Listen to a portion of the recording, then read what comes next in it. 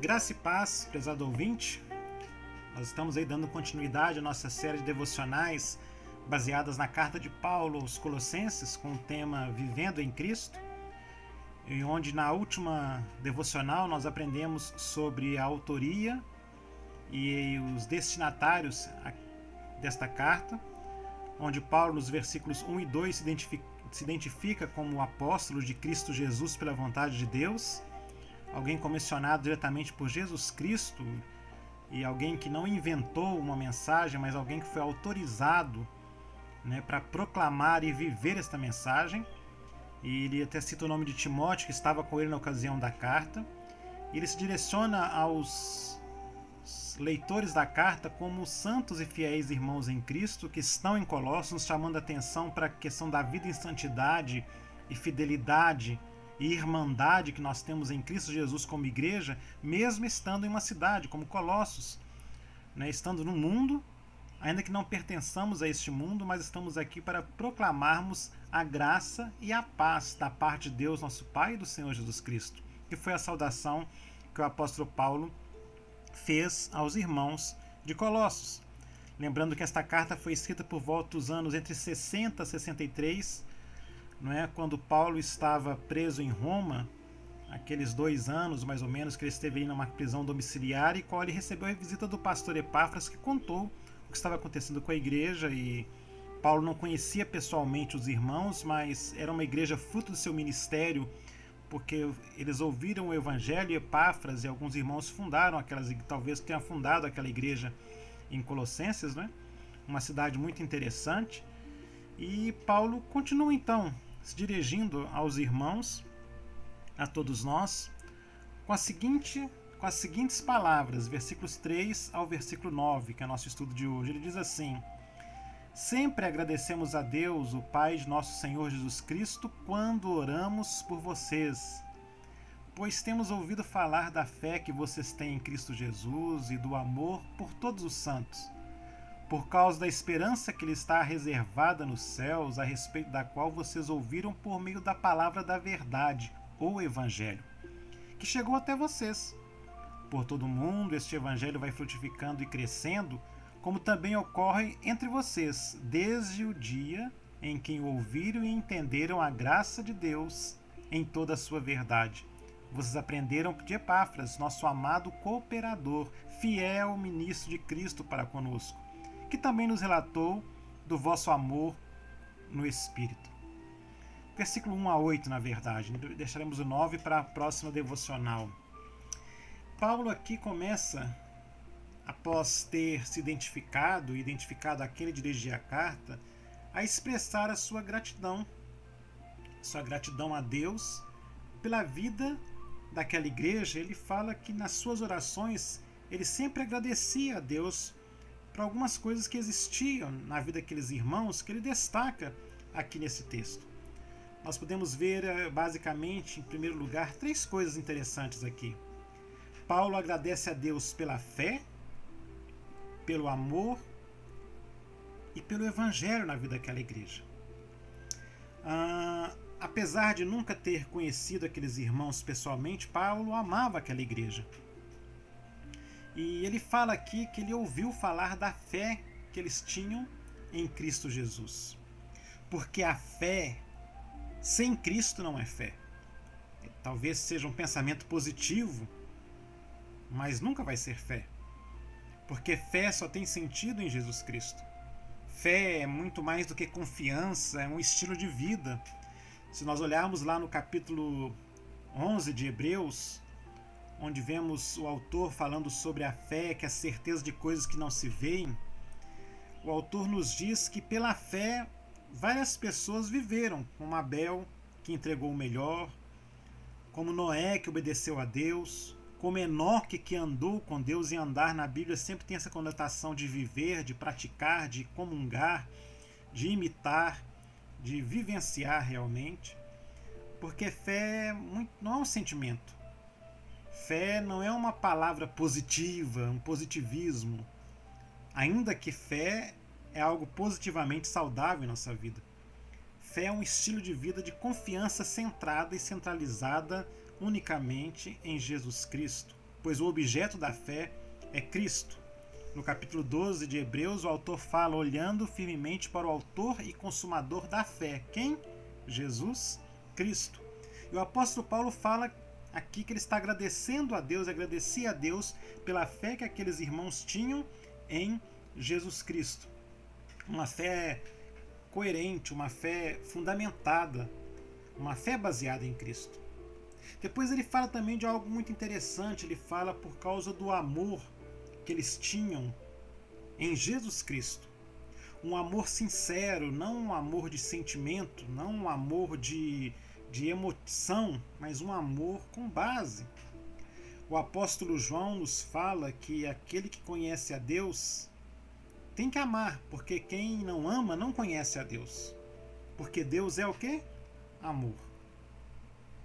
Não adianta nada eu falar que tenho amor, não é? Mas não expressar isso em direção ao outro. E aqui Paulo fala que eles tinham amor por todos os santos. E lembrando aqui que santos não são pessoas que não pecam, pelo contrário, são pecadores que estão passando por um processo de transformação do Espírito Santo, pelo Espírito Santo, para viver uma vida que agrade a Deus. E Paulo chama atenção então nesse texto, em primeiro lugar, nessas verdades de que a igreja ali tinha uma fé fundamentada em Cristo. Que ele fala, a fé que vocês têm em Cristo Jesus. E um amor que era um amor sincero com todos. Porque sem amor nós não somos nada. Sem amor nós não podemos viver ou expressar nada que diz respeito a Jesus Cristo. Porque Cristo expressou em todo o tempo da sua estada aqui conosco, em carne, né, na sua encarnação, no seu ministério, ele expressou a vivência do amor e nos deu o maior mandamento, que é amar a Deus e amar ao próximo. E Paulo continua então na sua gratidão a Deus, falando de mais um aspecto. Ele fala que esta fé e este amor que eles tinham por todos, este amor sincero, estava baseada justamente no Evangelho de Jesus Cristo. E esse Evangelho que dá esperança. Não aquela esperança que nós estamos acostumados a dizer, esperança é a última que morre, porque a esperança do Evangelho não morre, pelo contrário, ela se renova constantemente. E Paulo fala, versículo 5, por causa da esperança que lhes está reservada nos céus, a respeito da qual vocês ouviram por meio da palavra da verdade. Que palavra é essa? O Evangelho. O Evangelho não é só se dizer que é a boa nova, o Evangelho é toda a revelação de Deus em Cristo Jesus, de Gênesis a Apocalipse, e que foi encarnado em Cristo Jesus, o Verbo de Deus, João capítulo 1, que expressa toda a verdade, a vontade de Deus. E o Evangelho onde ele é anunciado, onde ele é recebido, onde Deus ali age poderosamente pelo Santo Espírito na vida das pessoas, existe uma transformação, uma mudança de vida, de comportamento, de perspectiva, de esperança, de entendimento, porque o Evangelho ele nos traz uma nova perspectiva de vida, a qual a graça nos faz entender as coisas que estão acontecendo à nossa volta. E Paulo aqui ele agradece a Deus porque eles tinham uma fé, um amor e uma esperança baseada no Evangelho. Um Evangelho que chegou até esse povo, até Colossenses, através da vida desses irmãos ali, e em todo o mundo estava gerando um impacto de transformação, um impacto de mudança de vida, um impacto de mudança de paradigmas. Porque o Evangelho é isso. Onde o Evangelho chega, não tem como você falar que as coisas são do mesmo jeito. Às vezes eu pergunto, no Brasil nós falamos que estamos mais de 40 milhões de evangélicos que deveriam ser seguidores do Evangelho, mas a transformação na sociedade é quase que insignificante. Não há uma manifestação clara. Há muito mais teoria ou muito mais palavras bonitas do que uma vivência real. E Paulo fala porque esses irmãos, né, quando o Evangelho chegou ali, eles foram crescendo e frutificando. frutificando em toda boa obra, frutificando na graça e no conhecimento de Cristo Jesus. E ele fala que por todo mundo este evangelho vai crescendo, frutificando, e isso acontecia claramente na vida daqueles irmãos a partir do momento que eles ouviram e entenderam. É claro que o entendimento vem pela ação do Espírito Santo, que faz com que as pessoas buscassem no evangelho uma nova perspectiva de existência. E isso só é possível, é claro, pela ação poderosa do Santo Espírito. Diante disso, podemos tirar algumas conclusões muito interessantes aqui. Paulo está agradecendo a Deus pela vida de uma igreja que vivenciava uma fé sólida, não uma fé baseada em declarações jogadas ao vento, nem num positivismo como vemos hoje em muitos locais as pessoas confundindo fé com isso, mas uma fé baseada, encarnada, encravada em Jesus Cristo, um amor no Espírito, um amor em Jesus Cristo, um amor para com todos, porque sem amor nada somos, não é? Devemos amar uns aos outros, e tudo isso é fruto de uma ação do Evangelho na nossa vida que traz transformação.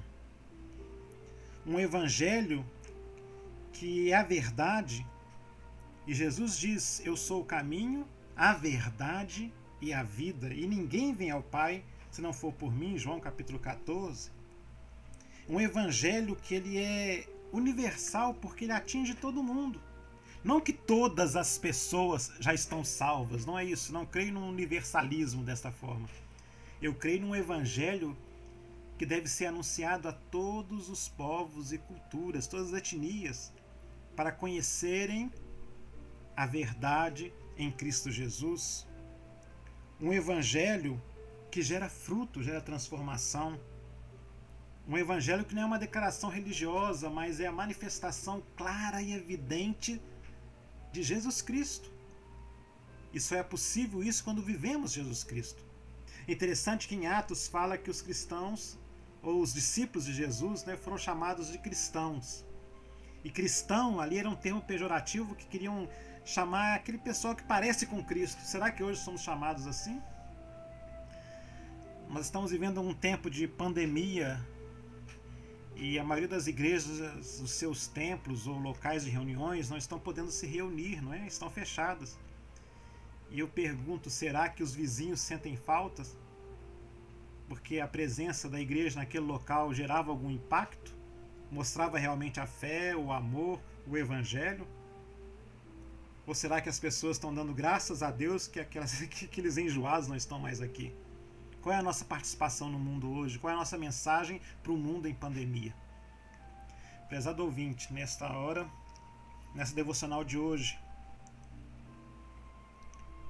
eu quero lhe chamar a atenção para que, com essa oração de Paulo de gratidão, que isso seja real em nossa vida. Que tenhamos a coragem de viver uma fé sincera em Jesus Cristo, que confie, que entregue, que se comprometa com a verdade. Um amor incondicional, um amor sem picuinhas, sem ciúmes, sem segundas intenções, um amor sincero. Um evangelho que produz vida, que produz transformação, que produz qualidade de vida, que testemunha da verdade que é Cristo Jesus. Que Deus possa nos abençoar, que não só hoje, mas sim todos os dias, possamos dar esse testemunho. E assim como Paulo testemunhou e ouviu o testemunho daquela igreja, que tinha fé, amor e o evangelho vivo, que possamos ser conhecidos em nossa cidade, onde estamos agora, mais do que nunca, como um povo que tem fé, que tem amor, e que não apenas tem a mensagem do evangelho, mas que vive o evangelho de Jesus Cristo. Deus abençoe e até o nosso próximo encontro em nome de Jesus. Amém.